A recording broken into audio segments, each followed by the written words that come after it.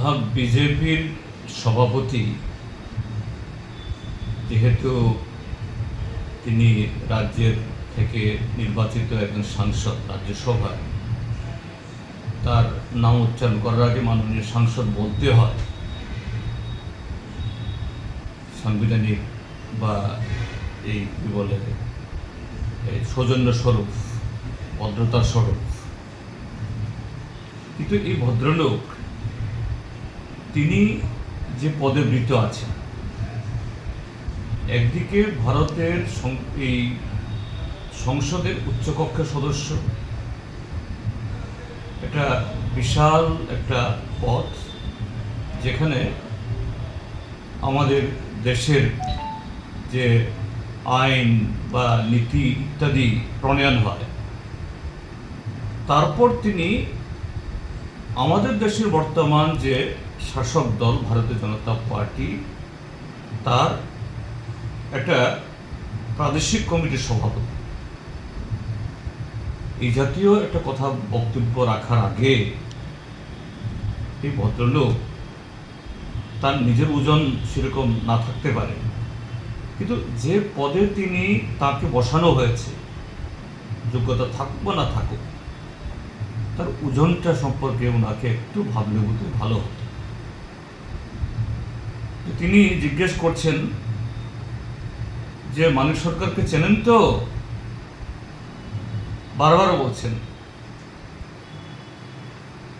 মানিক সরকারকে ত্রিপুরাজ্যের 40 লক্ষ মানুষ সবাই চেনেন, আবাল বৃদ্ধ বনিতা চেনেন।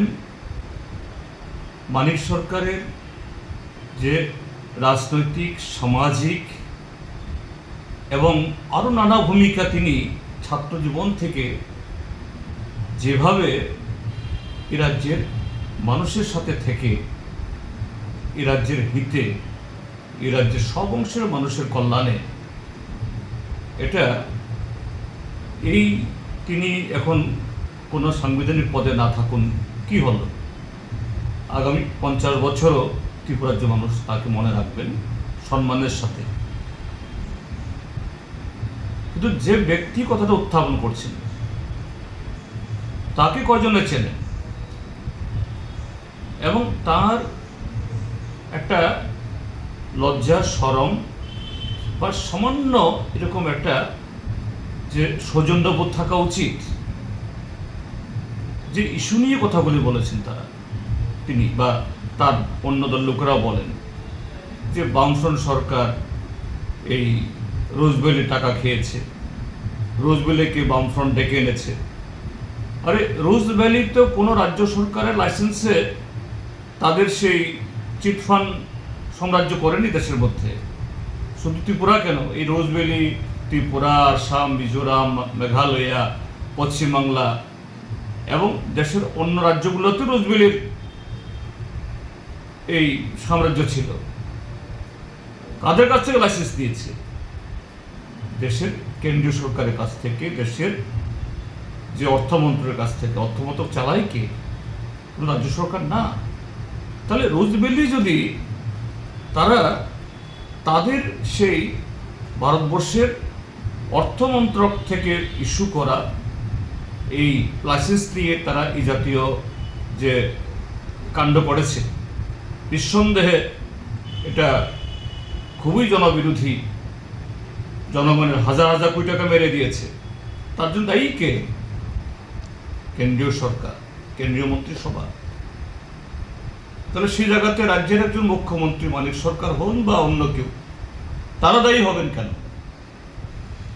তারপরও গত 18 বিধানসভা নির্বাচনের আগে এটাকেই নানাভাবে বিকৃত করে এরা রাজ্যের উপর দোষ চাপিয়ে বলেছেন যে তারা সরকার আসতে পারলে পরে রোজভ্যালি কর্মকাণ্ডের সাথে যারা যুক্ত সবাইকে জেলে পড়বে, সিবিআই তদন্ত করাবে। আরে বামফ্রন্ট সরকারই তো সিবিআই তদন্তের জন্য আবেদন করেছে।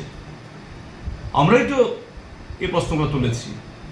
8 বছর গেল, কোনো মহল থেকে ইতিমধ্যেই সামাজিক মাধ্যমে সোচ্চার হয়েছেন। এই 8 বছরে কেন কেউ ধরা পড়ল না? কেন কাউকে জেলে পোড়া গেল না?